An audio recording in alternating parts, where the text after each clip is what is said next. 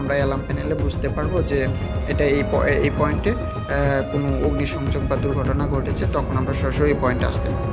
এই ক্ষেত্রে এটাতে যে অ্যাড্রেসেবল যে পয়েন্ট দুটি নব আছে, নবকে আমরা অ্যাড্রেস করব। এখন যদি আমরা এই পয়েন্টটাকে আমরা অনে অ্যাড্রেস করতে চাই, তাহলে আমাদের কি হবে, এটাতে 0 রাখতে হবে আর এটা অন করতে হবে। অন করলে এটার অ্যাড্রেসিং অন হবে।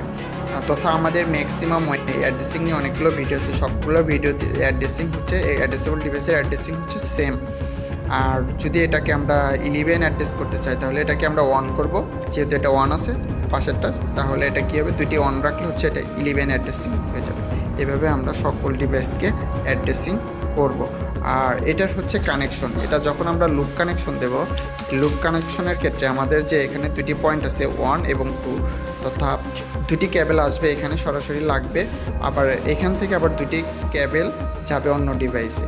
এভাবে আমরা লুপ কানেকশন দেব। এখন আমরা একটি ভিডিওতে দেখাবো কিভাবে লুপ কানেকশন।